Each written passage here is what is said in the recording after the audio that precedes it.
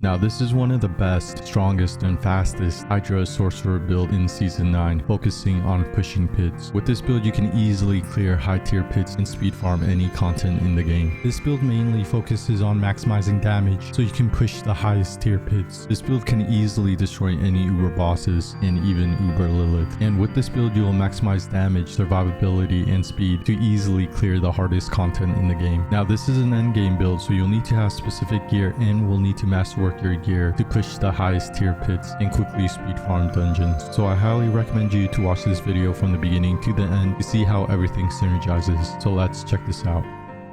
So first I'm going to show you clearing a tier 100 pit. I can easily clear tier 100 pits, gaining tons of experience and glyph levels. Now the main source of damage coming from this build comes from the skill Hydra, and all our other skills will be used to either greatly increase our Hydra's damage or for survivability. Now this build does require several unique gear and uber unique gear for maximizing our damage, but if you don't have any unique gears, I have shared some alternate legendary gear you can use until you get the unique gear in the D4 build planner, and I have shared different build layouts depending on your situation in the D4 build planner in the description below. And we do need to use potions and incense to further increase our damage and cap out our armor. And you will need to fully masterwork your gear in order to greatly increase your damage and survivability. And I'll also go over the skill rotation so you can maximize your damage with this build. So this build includes many skills and gear that complement each other, offering a lot of powerful combinations, but I'll cover everything in more details in their dedicated sections.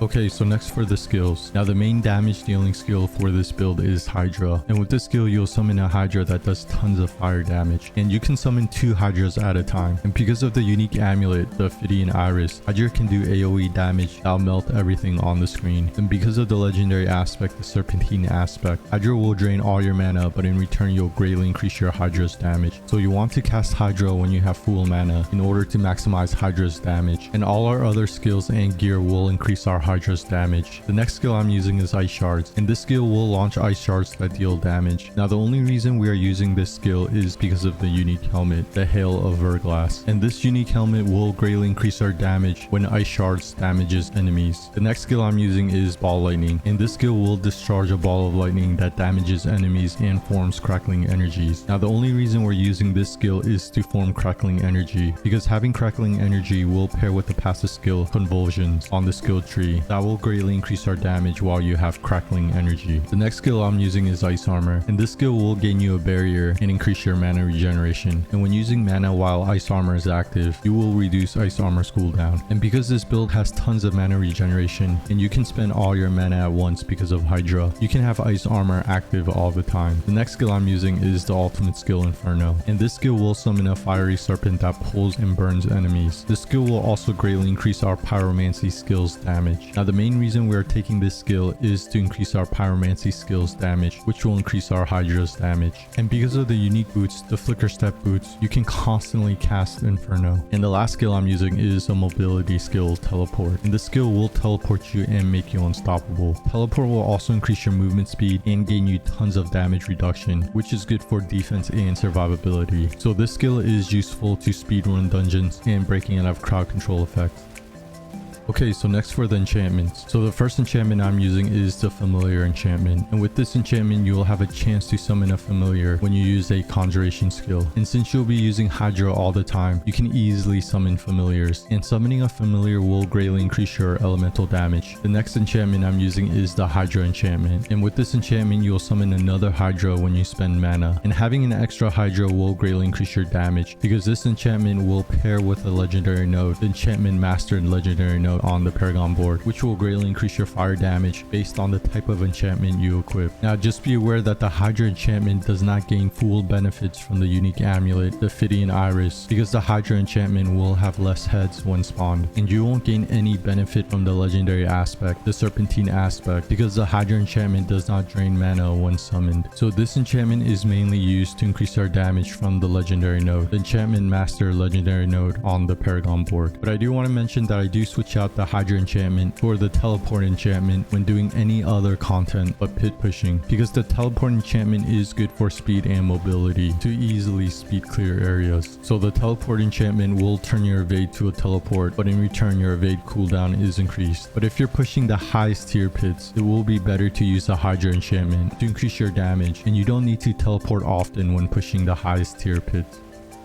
Okay, so next for the Horadric Spellcraft, and the Horadric Spellcraft is this season's power, which will gain you buffs. So the catalyst I'm using is Disintegrate, and this catalyst will form a beam between itself and you, dealing damage. And the main reason I took this catalyst is because this catalyst has a short cooldown and stays on the field, and I paired this catalyst with Hydra. Next for the infusion, I'm using the Smoldering Embers infusion, and this will make your catalyst do fire and burning damage, and we're using this infusion because our main damage is fire damage. Now for the Arcana, I'm using Tranquil Stone, which will grant you Unstoppable. And next I'm using Fractured Core, which will deactivate the monster's damage resistant aura effect, but in return you'll take more damage. And lastly, I'm using Reactive Ooze, which will increase your resource generation, and having tons of mana regeneration is important for this build.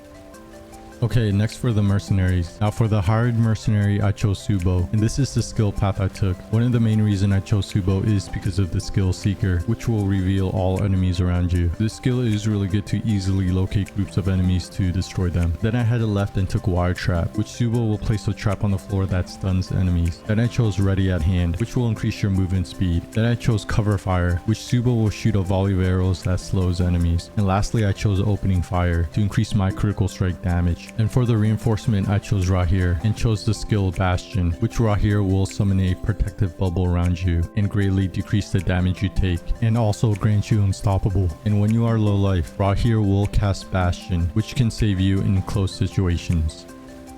Okay, so next for the skill tree. Now this is an endgame build, so you'll need to have unique gears to maximize your damage and synergize with your skills. And with this build, I am using several uber unique gears, but I have shared alternate build layouts depending on your situation in the D4 build planner in the description below. And just be aware that if you are missing some unique gears, the skill tree will be different in the D4 build planner. So starting with the basic skills, I put 1 point into Firebolt and a point into Enhanced Firebolt. Now with this build, we're not using a basic skill, but we do need 2 skill points in the basic skill to move to the next skill path. Next for the core skills. Now I do want to mention that I have skill points in Ice Shards, and these skill points are coming from the unique helmet, the Hail of Verglass. So we're not putting any points into Ice Shards, but we are using this skill. And this skill will launch Ice Shards that deal damage. Now the only reason we are using this skill is because of the unique helmet, the Hail of Verglass. And this unique helmet will greatly increase our damage when Ice Shards damages enemies. And next I put 3 points into Devastation, and this skill will increase your maximum mana. And then I put 1 point into Potent Warding, and this skill will increase your elemental resistance. Next for the defensive skills, I put 1 point into Teleport, a point into Enhanced Teleport, and a point into Shimmering Teleport. And this skill will teleport you and make you unstoppable. Teleport will also increase your movement speed and gain you tons of damage reduction, which is good for defense and survivability. So this skill is useful to speedrun dungeons and breaking out of crowd control effect. Next I put 1 point into Ice Armor, a point into Enhanced Ice Armor, and a point into Shimmering Ice Armor. And this skill will gain you a barrier and increase your mana regeneration. And when using mana while Ice Armor is active, you will reduce Ice Armor's cooldown. And because this build has tons of mana regeneration and you can spend all your mana at once because of Hydra, you can have Ice Armor active all the time. Next I put 1 point into Energy Focus and 3 points into Dampen Layer. And this skill will greatly increase your damage reduction while you have an active barrier. And with this build, you will always have a barrier active all the time. Next I put 3 points into Glass Cannon, and this skill will greatly increase your damage, but in return you will take more damage.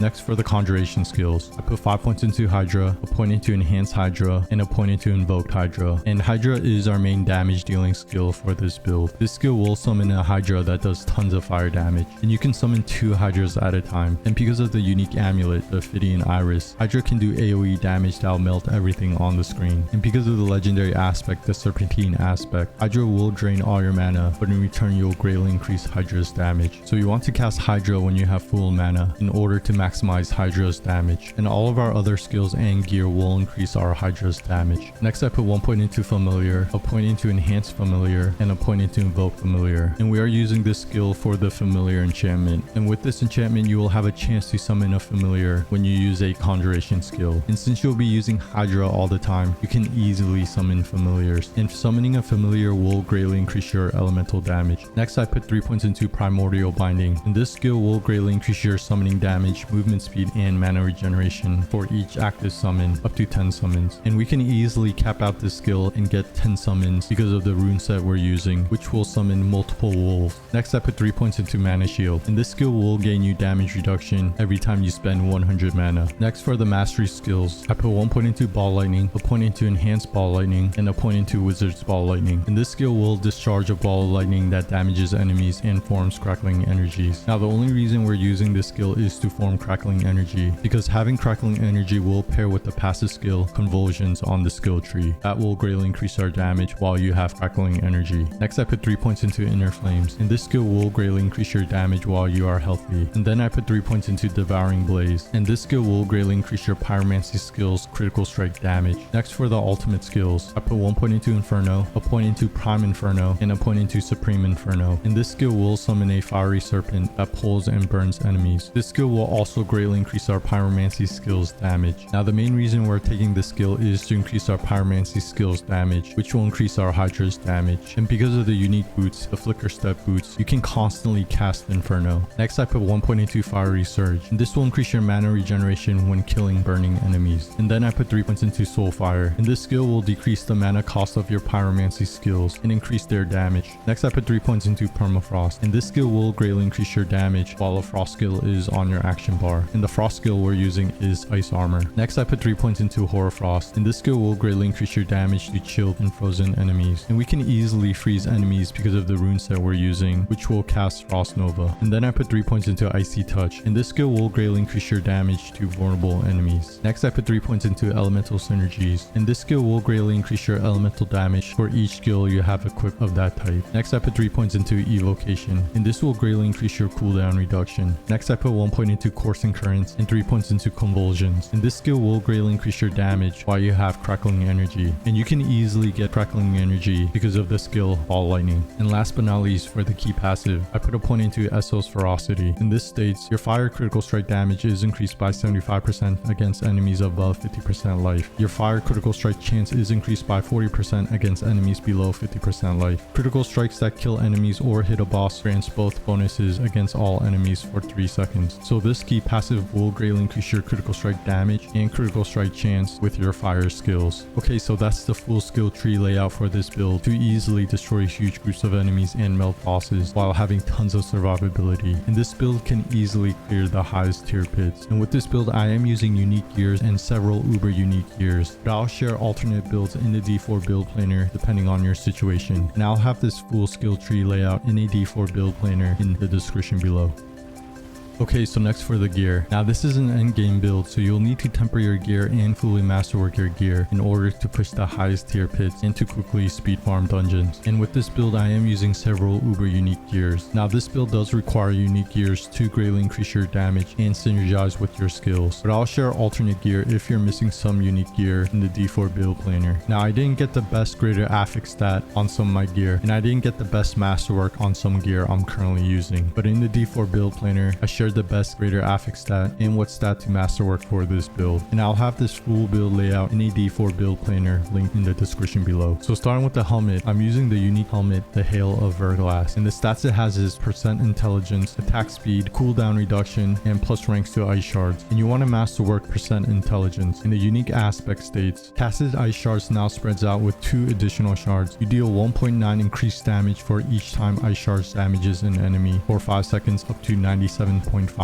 So this is the main reason we're using ice shards, because this unique helmet will greatly increase our damage when ice shards damages enemies. Next for the chest piece, I'm using the uber unique chest piece, the Shroud of False Death, and this chest piece is really strong because of the implicit stat +1 to all passives, and the stats it has is all stats, maximum life, increased damage on next attack after entering stealth, and resource regeneration. And you want to masterwork all stats. And the unique aspect states if you haven't dealt damage in the last 2 seconds, gain stealth and 40% movement speed. So the main reason we're using this uber unique chest piece is because of the implicit stat +1 to all passives, and this chest piece gives you tons of all stats and maximum life. Next for the gloves, I have intelligence, armor, and plus ranks to core skills. And the stat armor is important on your gloves to be able to cap out your armor, and the reason we are getting plus ranks to core skill is because Hydra will be considered a core skill because of the unique amulet, the Phidian Iris, which will make your Hydra also a core skill. And for the tempering stats, I have Frost Nova size and Hydra damage, and we are able to cast Frost Nova because of the rune set we are using. And for the legendary aspect, it states increase the critical strike damage of pyromancy skills by 44%, double this bonus against healthy targets. So this legendary aspect will greatly increase your critical strike damage for your pyromancy skills. Next for the pants, I'm using the unique pants, the Axial Conduit, and for the stats it has chance for chain lightning to hit twice, damage reduction, resource regeneration and maximum, and plus ranks to chain lightning. And you want to masterwork resource regeneration and maximum, and the unique aspect will greatly increase your chain lightning's damage. Now with this build we're not using chain lightning at all, so you can ignore anything with chain lightning. The main reason we're using this unique pants is because of the damage reduction and to gain tons of resource regeneration and maximum. Next for the boots, I'm using the unique boots, the flicker step boots, and the stats it has is movement speed, ultimate damage, lightning resistance, and damage reduction from close enemies. And you want to masterwork damage reduction from close enemies. And the unique aspect states each enemy you evade through reduces your active cooldown by 3.6 seconds up to 10 seconds. So these unique boots will greatly reduce the cooldown of your ultimate skill, so you can constantly cast Inferno. Next for the weapon, I'm using a two-handed staff, and the stats it has is intelligence, maximum life, and critical strike damage. And for the tempering stats, I have Hydra damage, and casted Hydras have plus heads. And you want to triple masterwork casted Hydras have plus heads. And the legendary aspect states Hydra deals 3% increased damage per mana you had when summoned. Casting Hydra consumes all your mana, so this legendary aspect will greatly increase your Hydra's damage per mana you had when summoned. So you want to cast your Hydras when you have full mana to maximize Hydra's damage. Next for the amulet, I'm using the unique amulet, the Phidian Iris, and the stats it has is percent intelligence, attack speed, pyromancy damage, and plus ranks to primordial binding. And you want to triple masterwork plus ranks to primordial binding. And the unique aspect states Hydra is now a core skill and always summons a 3-headed Hydras whose attacks explode on impact. For each head above 3 that it would have had, the Hydra instead grows larger and deals 98% increased damage. So this unique amulet is important for Hydra to be now considered a core skill, and this unique amulet will allow your Hydras to do AoE damage and greatly increase its damage. Next for the rings. Now for the first ring, I'm using a unique ring, the Tarasha's ring, and the stats it has is lucky hit chance, non-physical damage, cooldown reduction, and plus ranks to potent warding. And you want to masterwork cooldown reduction, and the unique aspect states casting a pyromancy, shock, or frost skill increases your damage by 25% for 8 seconds, stacking once per element. Casting again refreshes all bonuses if the previous skill was a different element, so this unique aspect will greatly increase your damage. Now for the second ring, I'm using the uber unique ring, the Ring of Starless Skies, and the stats it has is attack speed, critical strike chance, lucky hit chance, and plus ranks to core skills. And you want to masterwork plus ranks to core skills. And the unique aspect states spending your primary resource reduces the resource cost of your skills and increase your damage by 10% for 3 seconds up to 50%, so this unique ring will greatly increase your damage. Okay, and next for the runes and gems. So on the helmet, I'm using the Igni rune and Thal rune, and this rune set will cast a Frost Nova when you cast a non-basic skill, and Frost Nova will freeze and apply vulnerable to enemies. And this rune set is important to easily apply vulnerable to enemies, which will greatly increase our damage. And freezing enemies will pair with the passive skill Horror Frost, which will greatly increase our damage to frozen enemies. And on the chest piece, I'm using the Nagu rune and Ke rune, and this rune set will summon wolves that will aid you in battle when you have an active summon. And this rune set is important to have tons of summons out, which will pair with the passive skill Primordial Binding, which will greatly increase our summon damage, mana regeneration, and movement speed for each active summon. And on the pants, I'm using Topaz gems to increase my intelligence, which will increase our damage. And on the two-handed weapon, I'm using Emerald gems to increase my critical strike damage. And having tons of critical strike damage is important for the legendary node, the Searing Heat legendary node on the Paragon board, because this legendary node will greatly increase our damage based on our critical strike damage bonus. And for the jewelry, you want to use Horadric jewels, which is this season's special items. And the Horadric jewels will gain you 120 armor and 6% resistance to all elements, plus a unique buff. So on the amulet, I'm using the Idol from Below Horadric jewel, and this will gain you 6% of your primary core stat, 6% maximum life, and unhindered. But in return, some enemies will spawn at you at random times. And on the first ring, I'm using the Reverie Horn Horadric jewel, and this will greatly increase increase your summons damage when you injure or kill an enemy. And on the second ring, I'm using the Scornful Light Horadric Jewel, and this will greatly increase your elemental damage, but in return you will take more elemental damage. And I do want to mention that I am not at armor cap at the moment, but when using my incense I will reach the armor cap. So when using potions, I use the Elixir of Resourcefulness 2, which will greatly increase my maximum resource, and in return will increase our Hydra's damage. And for the incense, I use Sage's Whisper to increase my intelligence, Song of the Mountain to increase my armor, and Soothing Spices to increase my armor and maximum resistance to all elements. And you always want to use your potions and 3 incense to greatly increase your experience gain to level up faster.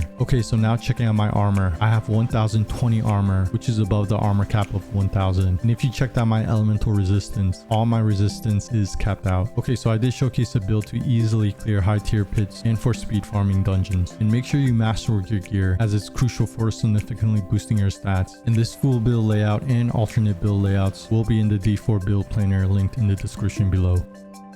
Okay, so next for the Paragon Board. Now this is a fully optimized Paragon Board for this build to push the highest tier pits and also for speed farming any content in the game. And I do want to mention that it is very important to level up your glyphs, as your glyphs will greatly increase your damage. Now the Paragon Board in the D4 build planner will have all the important nodes that you will want, but I'm not going to use all the Paragon points because everyone has not maxed out their Paragon level. But if you have extra Paragon points, then you just want to add more intelligence or more damage. Now I'm just going to quickly go over this Paragon Board, going over the important nodes and glyphs, but I'll have this full Paragon Board layout in a D4 build planner in the description below. So starting with the starter board, I'm using the Tactician glyph, and this glyph will increase the bonuses of all rare nodes within range, and the additional bonus will greatly increase your damage after casting a defensive skill. The next Paragon Board I took is Elemental Summoner, and the glyph I'm using is Eliminator, and this glyph will increase the bonuses of all normal nodes within range, and the additional bonus will greatly increase your damage to elites. I also took the legendary node Elemental Summoner, which states your conjuration skills have a 10% reduced cooldown or mana cost. They also deal bonus damage equal to 10% of the total amount of bonus damage with fire, lightning, and cold, up to 60%. Current bonus 60%. So this legendary node will greatly increase your damage. Then I headed right this way. And the next Paragon Board I took is Enchantment Master, and the glyph I'm using is Elementalist, and this glyph will increase the bonuses to all rare nodes within range, and the additional bonus will greatly increase your damage when damaging enemies with your skills. I also took the legendary node Enchantment Master, which states your enchantments are 30% stronger, and each equipped enchantment grants 40% increased damage with their main element and 20% increased damage for the second enchantment if it is the same element. So this legendary node will greatly increase your damage. Then heading down this way, and the next Paragon Board I took is Searing Heat, and the glyph I'm using is Flame Feeder, and this glyph will increase your burning damage, and the additional bonus will greatly increase your non-physical damage. I also took the legendary node Searing Heat, which states pyromancy skills have a 15% increased critical strike chance, and all of your skills deal increased direct damage equal to 10% of your critical strike damage bonus up to 60%. Current direct damage bonus 60%. So this legendary node will increase the critical strike chance of your pyromancy skills and greatly increase your damage. And this legendary node is the reason why you want to build up your critical strike damage bonus. Then heading right this way. And the last Paragon Board I took is Frigid Fate, and the glyph I'm using is Pyromaniac, and this glyph will increase the bonuses to all rare nodes within range, and the additional bonus will greatly increase your fire damage. I also took the legendary node Frigid Fate, which states you deal bonus damage to vulnerable enemies equal to 20% of the total amount of bonus damage with cold, up to a maximum of 60%. Current bonus 60%. So this legendary node will greatly increase your damage to vulnerable enemies, and we can easily apply vulnerable to enemies because of the rune set we're using, which casts Frost Nova. And I do want to mention that you do want to take all the rare nodes and magic nodes that increases your maximum life, because increasing your maximum life is important for survivability. And depending on your situation, you want to take rare nodes and magic nodes that increases your resistance and armor. But if you capped out your resistance or armor, then you don't need to take these nodes. And it is very important to level up your glyphs to get the additional bonus and legendary bonus, as these bonuses will greatly increase your damage. And leveling up your glyphs will increase the radius of your glyphs, so you can easily get the additional bonus. Okay, so that's a fully optimized Paragon Board for this build for maximizing your damage and survivability. And you want to level up your glyphs to get the additional bonus to greatly increase your damage. And if you have extra Paragon points, then you want to get more intelligence or more damage. And I'll have this full Paragon Board layout in a D4 build planner in the description below.